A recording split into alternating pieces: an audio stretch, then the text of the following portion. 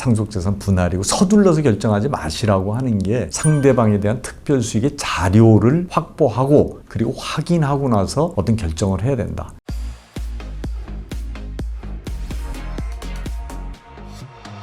안녕하세요. 행복한 상속의 홍순기 변호사입니다.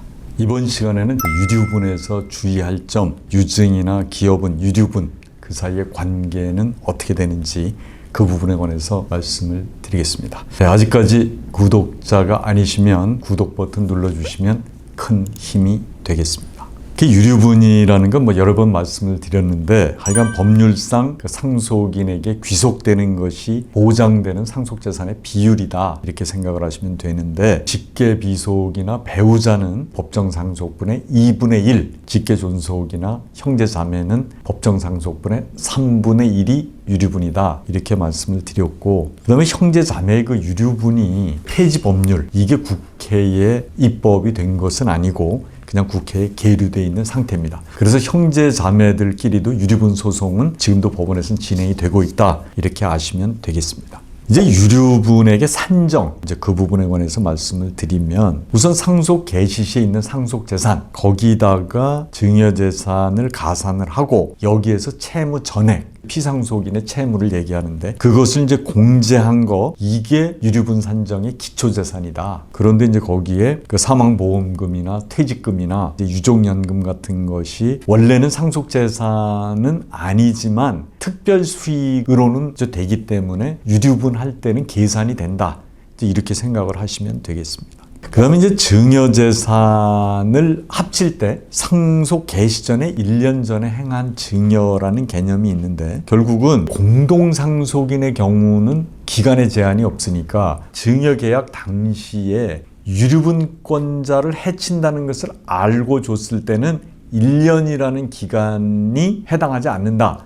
무슨 얘기냐 하면, 공동상속인이 아닌 손주나 며느리한테 증여재산을 줬을 때 그게 다른 유류분권자를 해친다 그러면 이제 유류분 산정 기초재산에 합쳐서 계산해야 된다. 주는 사람이나 받는 사람, 쌍방이 유류분권자를 해친다. 이게 무슨 말이냐. 지금까지 이제 법원의 판례에서 해석하면 본인 재산의 2분의 1이 넘는 거를 준 경우, 또 하나는 줄 때 당시에 앞으로는 주는 분의 소득이 늘어날 가능성이 없는 경우, 이럴 때는 유류분권자를 해쳤다고 보는 겁니다.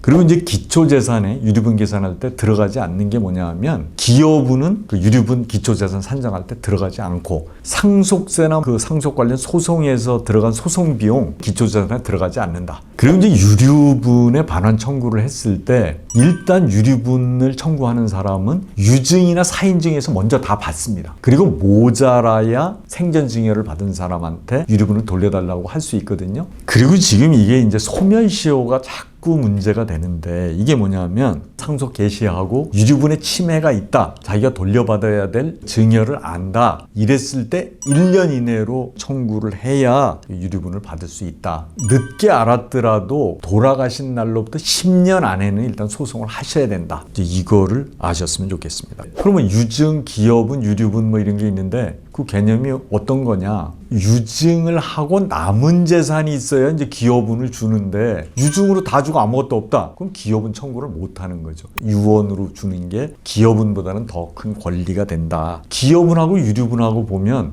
기여분으로 다 가져갔다. 그래서 유류분이 모자란다. 그래도 청구를 못 하는 거죠.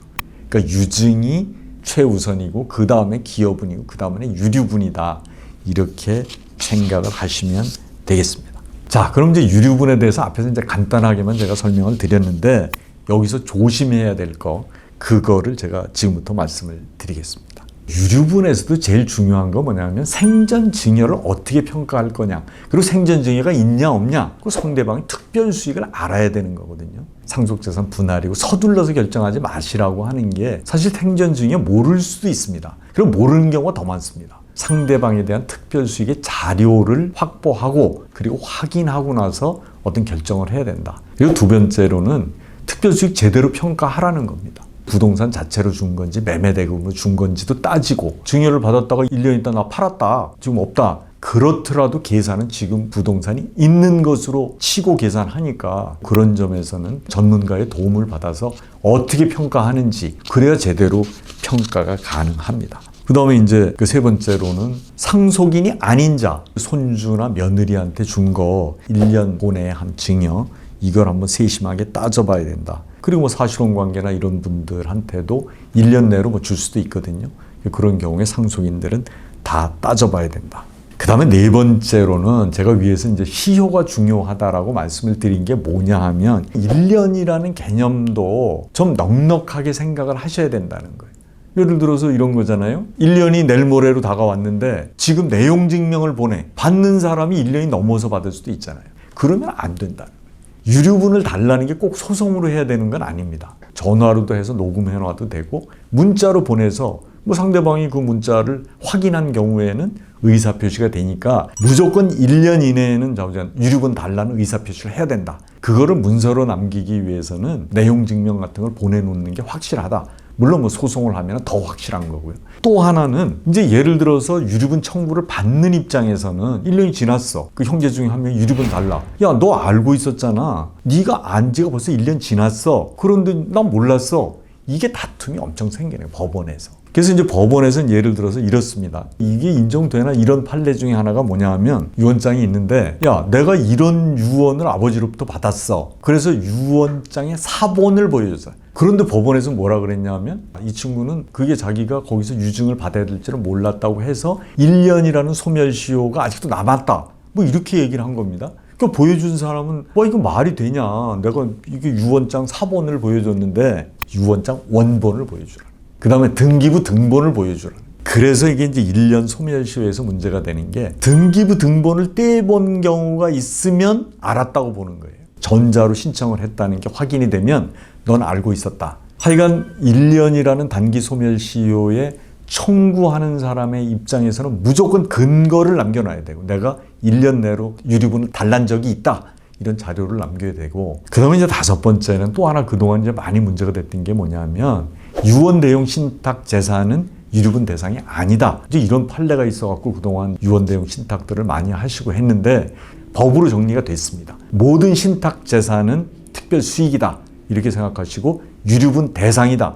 이것도 이제 확실히 알아두시면 좋겠고요. 그리고 이제 많이 물어보시는 게 유류분의 그 위헌 심판 청구 헌법재판소에 계류가 돼 있는데 그게 아직도 결정은 안 됐습니다. 그래서 현재는 지금 법에 있는 대로 유류분이 진행이 된다. 이렇게 아시고 또 하나는 형제자매에 관한 법률안도 국회에 계류만 돼 있을 뿐이지 아직 입법이 된 것은 아니다. 그래서 형제자매에 대한 유류분 지금 청구하셔도 되고 청구를 받는 입장에서는 지금은 주셔야 된다. 이래서 그 유류분에 주의할 점 6가지에 대해서 말씀을 드렸습니다. 이 영상이 유익하셨다면 구독, 좋아요 부탁을 드리겠습니다. 그리고 다음 시간에는 지난번에 제가 부동산 증여의 절세 방법을 몇 시간에 걸쳐서 말씀을 드린 적이 있는데 그거를 좀 합쳐서 한꺼번에 절세 방법을 알려주면 좋겠다. 이런 요청이 많으셔가지고 그 부동산 증여의 확실한 절세 방법 3가지 이거를 다음 시간에 말씀을 드리겠습니다. 예, 감사합니다.